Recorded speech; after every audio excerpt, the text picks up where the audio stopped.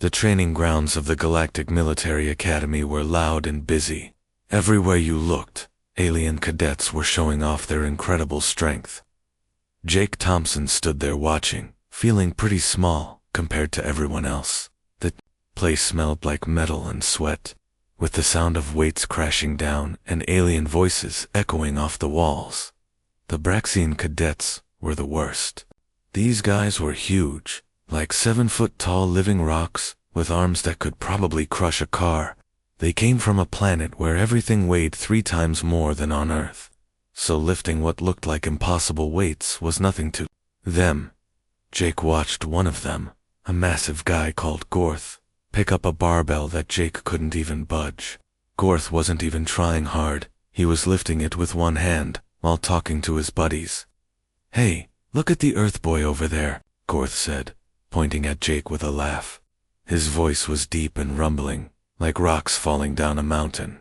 "Can't even lift what we warm up with. That's what happens when you grow up on a weak world." The other aliens found this hilarious. The Arachne cadets made clicking sounds that Jake had learned meant they were laughing. These spider-looking aliens had 8 arms and legs, making them amazing at obstacle courses. They could climb walls, flip through the air, and move in ways that made Jake dizzy just watching. One of them, a female called Zix, was hanging upside down from a training bar, all 8 limbs moving at once as she did pull-ups. That would be impossible for any human. Seriously, how did humans even get into space? She clicked, her multiple eyes looking at Jake with something that might have been pity.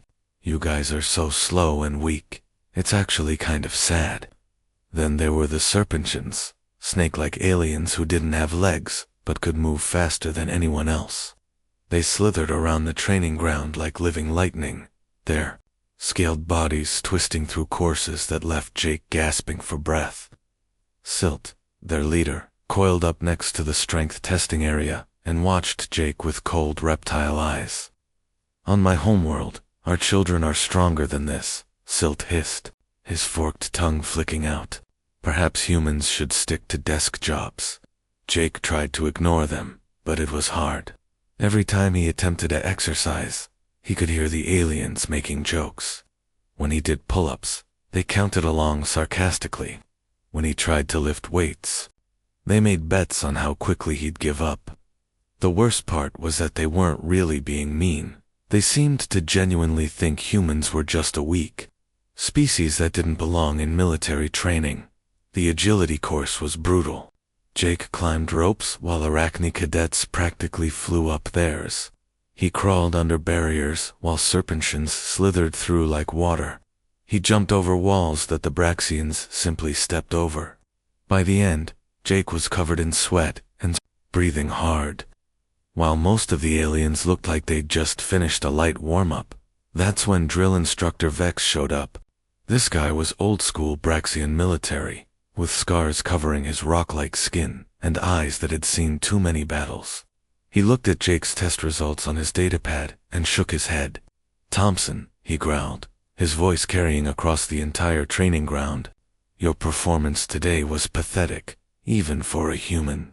All the aliens stopped what they were doing to listen. Jake felt his face getting red, but he stood straight and kept his mouth shut. "Since you Earth breeds clearly need extra help," Vex continued, "you'll be leading a special conditioning hike tomorrow. Take these other strugglers with you to Kepler 7b. Maybe some real gravity will teach you what being strong actually means." The aliens started laughing immediately.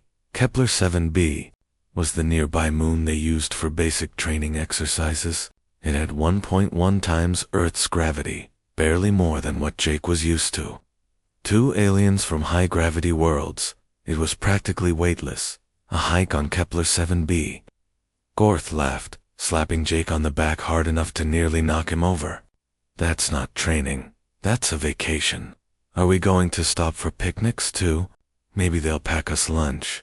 Zix clicked, all 8 arms, wiggling with amusement. Even Silt seemed amused. His serpent body coiling with what Jake had learned was Serpentian laughter. "I suppose humans need to start somewhere. Perhaps next week." They can try walking upstairs. Jake didn't say anything. He just nodded at Instructor Vex and walked away while the aliens continued making jokes behind him. But as he left, something was already forming in his mind. These aliens had never been on a real Earth-style hike before. They were about to learn something about humans that no amount of strength training could teach them.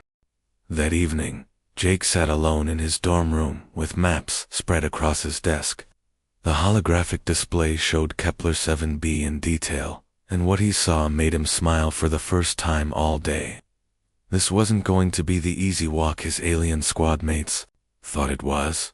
The moon's surface looked like a nightmare. Jagged mountain ranges cut across the landscape like broken teeth. Deep craters from ancient asteroid impacts dotted the terrain, some so wide you couldn't see across them. The topographical lines on the map were packed tight together, showing steep cliffs and rocky slopes. That would challenge even experienced climbers. But the real problem wasn't visible on the surface maps. Jake pulled up the atmospheric data and whistled softly. The air on Kepler 7b got thin fast as you climbed higher. At sea level, it was barely breathable. At the summit they were supposed to reach, the oxygen would be about half of what you'd find on Earth. For someone used to thin air, it might be manageable. For aliens who had never dealt with altitude sickness, it was going to be brutal. Down the hall, Jake could hear his squad mates having a party. They were telling stories about their homeworlds, each one trying to top the others with tales of incredible physical feats. On Braxia, our training hikes go straight up cliff faces, Gorth was saying, his deep voice carrying through the walls. We climb for days without stopping. The gravity crushes weaklings into the ground. That's nothing, came the clicking voice of Thera, one of the Arachne cadets. We have mountain ranges that go straight up for miles. I've climbed peaks that would snap your spine just looking at them. Jake shook his head and went back to his preparations. He'd been hiking since he was a kid, first with his dad in the mountains of Colorado, then on his own, all through high school and college. He knew what real hiking meant. And it wasn't about showing off how strong you were. He started laying out his gear on the bed, piece by piece. First came his hiking boots, old and worn, but perfectly broken in. They weren't fancy, just sturdy leather with good grip. He'd climbed dozens of mountains in these boots, and they'd never let him down. Next were his clothes. Layers were everything in hiking. A moisture-wicking base layer to keep sweat away from his skin. An insulating middle layer for warmth when the temperature dropped. A waterproof outer shell in case of rain or snow. Each piece had been carefully chosen from years of experience. His pack was small, but packed smart. Water purification tablets in case they ran out of clean water. High-energy snacks that wouldn't weigh him down. A first aid kit with everything from bandages to altitude sickness medication. An emergency shelter that weighed almost nothing but could save lives if they got stuck overnight. The aliens noticed his preparations and found them hilarious. Look at all that junk, Thera said, her multiple eyes examining Jake's gear with amusement. What do you think this is? A camping trip? We're just walking up a hill. Gorth picked up Jake's emergency shelter and turned it over in his massive hands. This thing looks like a trash bag. Are you planning to take a nap halfway up? And what's with all the pills and powders? Added Vex, a serpentine who could move faster than a striking snake. Are humans really so weak they need medicine just to walk? The other aliens gathered around to look at Jake's gear, making jokes about each item. His trekking poles were walking sticks for old people. His headlamp was for humans who can't see in the dark. His electrolyte supplements were baby formula. Meanwhile, the aliens were doing their own packing, which took about 30 seconds. Gorth grabbed a water bottle. Thera took nothing except what she could carry on her 8 limbs. The serpentines just shrugged and said they didn't need anything, except their natural speed. You know, this is just a 20-kilometer hike, right? Said Corks, another Braxian, whose muscles bulged even when he was relaxed. Not an expedition to another galaxy. We'll be back in time for dinner, maybe lunch, added Thera. if we don't have to wait for the human to catch up every 5 minutes. Jake just nodded and kept packing. He pulled up the route on his map one more time, tracing the path with his finger. 20 kilometers didn't sound like much, but most of it was straight up. They'd gain over 4,000 meters of elevation, climbing from the relatively thick air of the valley floor to the thin, oxygen-starved atmosphere near the summit. The aliens saw this as a joke, but Jake saw something else. He saw an opportunity to show them what humans were really good at. Not lifting heavy things or running fast, but something much more valuable. Something that had helped humans explore every corner of Earth and then reach for the stars. The ability to just keep going, no matter what. 20 kilometers to the summit, Jake said quietly, rolling up his maps. Should be fun. The morning sun came up cold and gray over Kepler 7b, casting long shadows across the rocky landscape. Jake stood at the starting point, adjusting his pack straps and checking his gear one last time. The air was crisp and thin, with a bite that reminded him of early morning hikes in the Rockies back home. His alien squad mates were buzzing with energy, treating the whole thing like a competition. They'd been making jokes since they landed on the moon's surface, pointing out how easy everything looked compared to their brutal homeworlds. "This is it," Gorth said, flexing his massive arms as he looked at the mountain path ahead. "This is supposed to be training. I've seen playground equipment more challenging than this." The moment Instructor Vex gave the signal to start, the aliens took off like they were shot from a cannon. Gorth bounded up the rocky slope in huge leaps, each stride covering what would take Jake 3 or 4 steps. His powerful legs, built for Braxius crushing gravity, made the moon's lighter pull feel like nothing at all. Thara was even more impressive.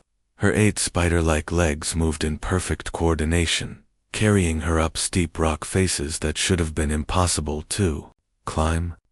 She moved like liquid, flowing over obstacles that would stop most creatures cold. The Serpentians were the fastest of all. Seth slithered up the mountainside like water flowing uphill, his muscular coils propelling him forward with incredible speed. Within minutes, he was so far ahead that Jake could barely see him. "Is this the best humans can do?"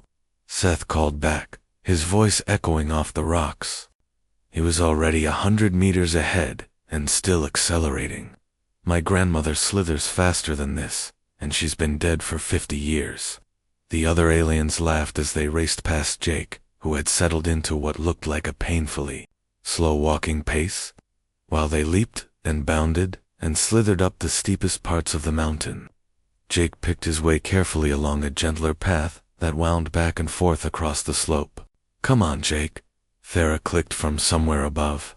"At this rate, we'll reach the summit before you get halfway up. Are you sure you don't want us to carry you?" Jake didn't respond. He just kept walking at his steady pace, breathing deep and controlled. His steps were deliberate, each foot placement carefully chosen, while the aliens charged straight up the mountain like they were racing. Jake followed switchbacks and easier routes that looked slower but were actually more efficient. He'd learned this technique years ago from an old hiking guide in Colorado. The guide had been in his 70s, but could outwalk college kids half his age. "Slow and steady," the old man had said. "The mountain doesn't care how strong you are. It only cares how long you can keep going." After the first hour, Jake was still maintaining his methodical pace. His breathing was controlled, his heart rate steady. He'd found his rhythm and was sticking to it, just like he'd done on dozens of hikes back on Earth. The aliens were still way ahead, their voices getting fainter as they climbed higher, but Jake was starting to notice things. When the wind shifted, he could hear them breathing harder. Their conversations, which had been full of jokes and boasting at the start, were getting shorter and more focused. The easy laughter was becoming forced.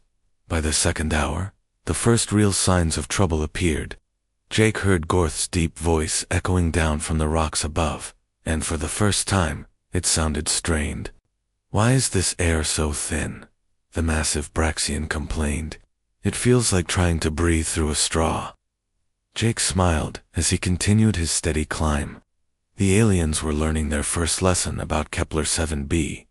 The moon's atmosphere might be breathable at ground level, but it got thinner fast as you climbed higher. Their homeworlds had thick, rich air that their bodies were used to. Here, every meter of altitude meant less oxygen to fuel their powerful muscles. Thara's clicking had changed to, instead of the musical chatter she'd kept up at the beginning, her sounds were becoming sharp and irritated. Jake could see her in the distance, her 8 legs moving less smoothly now, occasionally slipping on loose rocks that she would have easily navigated earlier. The Serpentians were having the worst time of all. Their speed came from explosive bursts of movement, but that kind of energy burn was unsustainable. Seth, who had been so far ahead that Jake could barely see him, was now stopping frequently to rest. His sleek body was coiled on a ledge, sides heaving as he tried to catch his breath. Meanwhile, Jake just kept walking. Same pace, same breathing, same careful attention to where he placed his feet. The gap between him and the aliens was slowly closing, not because he was speeding up, but because they were slowing down. This was exactly what he'd expected. The aliens were incredible athletes, no question about that. On a sprint or a strength test, they'd destroy any human. But hiking wasn't about being the strongest or the fastest. It was about efficiency, endurance, and knowing how to pace yourself for the long haul. Jake had grown up doing this. Every summer camping trip, every weekend hike, every time he'd pushed himself up another mountain back on Earth, had taught him the same lesson. The mountain always wins if you try to fight it with brute force. The only way to beat it was to outlast it. 4 hours into the hike, everything had changed. The cocky aliens who had been making jokes and racing ahead were now scattered across the mountainside, each one struggling with problems they'd never faced before. The thin air that Jake had expected was hitting them like a brick wall. Gorth was the first to really fall apart. The massive Braxian who had been leaping up the mountain like it was a playground was now stumbling over rocks that should have been easy for him to step over. His huge muscles, which had made him look invincible back at the academy, were now working against him. Every step demanded more oxygen than his lungs could provide in the thin atmosphere. Jake watched him trip over a small boulder and barely catch himself. Gorth's breathing was ragged, his rock-like skin glistening with sweat that looked almost alien in the pale morning light. The 7-foot giant who had been mocking humans just yesterday was now moving like he was carrying twice his body weight. This doesn't make sense, Gorth gasped as Jake walked steadily past him.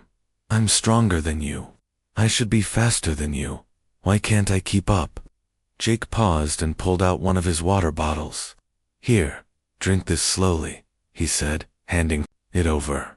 You're dehydrated, and the thin air is making it worse. While Gorth drank, Jake explained what was happening. Your muscles are incredible, but they need a lot of fuel to work. Up here, there's not enough oxygen to feed them properly. It's like trying to run a race car on half a tank of gas. Thara was having her own problems. The 8-legged orang had been moving like a spider across the rocks, but now her coordination was falling apart. Jake found her sitting on a ledge, all 8 limbs shaking with exhaustion. Her multiple eyes looked dull and unfocused. I don't understand, she clicked weakly. On my homeworld, I can climb for days without stopping. Here, I feel like I'm dying after a few hours. Jake sat down next to her and pulled out his pack of electrolyte tablets. Your homeworld has thick air, right? Rich in oxygen. When she nodded, he continued. Here, the air gets thinner as we climb higher. Your body isn't used to working with less oxygen. It's like trying to breathe through a straw. He dropped a tablet into her water bottle and watched it fizz. This will help replace what you're losing through sweat. The trick is pacing yourself. Your legs might be stronger than mine, but they're also burning through energy 3 times faster. Thera took the water gratefully, her clicking sound softer now, less harsh. How are you still going? You should be the weakest one here. Jake smiled and adjusted his pack. Humans evolved as persistence hunters. We didn't catch prey by being faster or stronger. We just followed it until it collapsed from exhaustion. We're built for the long haul. The Serpentians were in the worst shape of all. Seth, who had been slithering up the mountain like lightning, was now coiled behind a large boulder, his sides heaving like a bellows. His sleek scales, which had been shining in the morning sun, were now dull and dry. Double quotes, how, ... How are you still going? Seth wheezed as Jake approached. His forked tongue flicked out weakly, tasting the thin air. This is impossible. You're from a weak world. You should be dead by now. Jake knelt down and offered Seth some water. Humans didn't get into space by being the strongest species in the galaxy, he said, checking his altimeter. They were still 3 kilometers from the summit, with the hardest climbing ahead. We got there by not knowing when to quit. He looked back down the mountain at the scattered aliens, some sitting on rocks, others lying flat on their backs, all of them breathing hard. 2 of them looked like they might not be able to continue without help. Here's what's going to happen, Jake said, unslinging his pack. I'm going to redistribute some of the gear so you guys aren't carrying as much weight. Then I'm going to teach you some breathing techniques that will help with the thin air. Gorth looked up from where he was resting against a rock. You're going to help us? After all the things we said about humans. Jake was already pulling extra gear from the aliens' packs and stuffing it into his own. His pack was getting heavier, but he'd trained for this kind of load back on Earth. That's what teammates do, he said simply, as he worked. Jake started explaining breathing techniques his old cross-country coach had taught him in high school. Breathe in through your nose for 4 counts, hold for 4, then out through your mouth for 6. It helps your body use oxygen more efficiently. He showed them how to walk at altitude, taking smaller steps and resting briefly every few minutes. He explained why it was better to take the longer, gentler path instead of trying to go straight up the steepest slopes. The mountain doesn't care how strong you are, Jake said, repeating the words his old hiking guide had taught him. It only cares how long you can keep going, and humans, well, we're really good at keeping going. By the time Jake had finished helping everyone, his own pack was loaded down with extra gear, but the aliens looked more hopeful. They were starting to understand that this wasn't about strength or speed. This was about something completely different. Something that humans had been perfecting for thousands of years. The ability to endure, to adapt, and to never give up, no matter how impossible things seemed.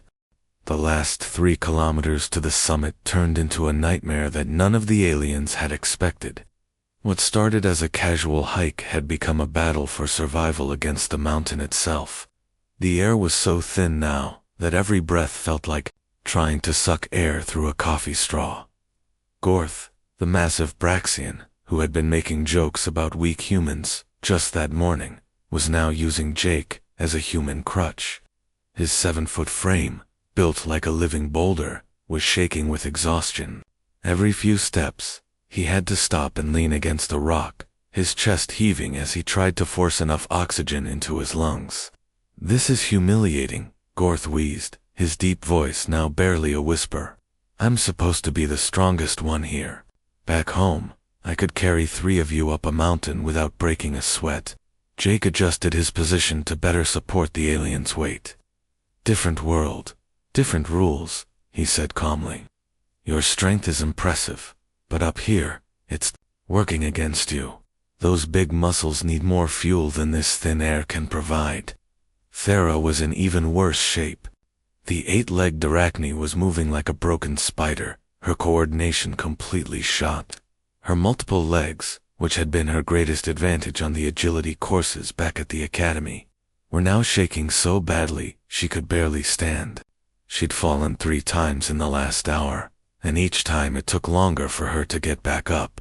I don't understand this, she clicked weakly, her voice barely audible over the wind. Your world has such weak gravity, such thin creatures. How are you doing this when we can't? Jake helped her navigate around a loose pile of rocks that could have sent her tumbling down the mountainside. Earth might seem weak to you, but it taught us something valuable. We learned how to keep going when everything else would quit. The Serpentines were suffering the most. Their whole body was basically one long muscle, and muscles needed oxygen to work. Seth was coiled behind every large rock they passed, his sleek body heaving with the effort of just breathing. His scales, which had been shining like polished metal at the start of the hike, were now dull and covered with a strange alien sweat. How is this possible? Seth hissed between gasping breaths. You're from a weak world. You should be dead by now. We should be carrying you up this mountain, not the other way around. Jake knelt down and helped Seth coil into a more comfortable position. Humans are persistence hunters, he explained patiently. Back when we were still primitive, we didn't catch our food by being stronger or faster than it.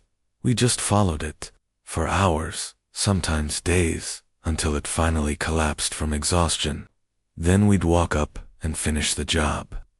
He stood up and looked at the summit, still visible, but seeming impossibly far away. Every human carries that in their DNA, the ability to just keep going, even when logic says you should quit. The final push to the summit took 2 more hours. What should have been a triumphant march became a desperate crawl. Jake found himself practically carrying some of the aliens, his pack loaded down with everyone's extra gear, but somehow still moving forward when they couldn't. When they finally reached the top, the view was incredible. The crater-scarred surface of Kepler 7b stretched out below them, beautiful and harsh under the pale alien sun. But the aliens barely noticed. They collapsed in exhausted heaps, gasping for breath in the thin air. Jake remained standing, tired, but steady. He was breathing hard, and his legs ached, but he was still functional, still ready to keep going if needed. 20 kilometers down, he said, checking his watch with a smile, ready for the return trip. The look of horror on his squad mates' faces was priceless. Gorth actually whimpered, a sound Jake never thought he'd hear from the massive alien. Thera's 8 eyes went wide with terror. Seth just coiled tighter and refused to look at Jake. You're joking, Gorth said desperately. Please tell me you're joking. We can't do it again. Thera clicked weakly. I'll die up here. We'll all die up here. Jake laughed and sat down next to them, finally allowing himself to rest. Relax. We'll take our time going down. Gravity will help us, and the air gets thicker as we descend. You'll feel better in an hour or 2. The descent was almost as brutal as the climb up. Jake had to half-carry Gorth down several steep sections. He guided Thera through breathing exercises when the thin air made her panic. He helped Seth find the smoothest paths where his serpentine body could move more easily. By the time they stumbled back to base 12 hours later, the aliens looked like they'd been through a war. They were exhausted, humbled, and completely changed. The arrogant cadets who had mocked human weakness that morning were gone, replaced by beings who had learned a hard lesson about what real strength meant as they collapsed in the Academy Medical Bay, getting checked for altitude sickness and dehydration. Jake heard Gorth talking quietly to one of the medics. I don't understand how they do it, the massive Braxian was saying.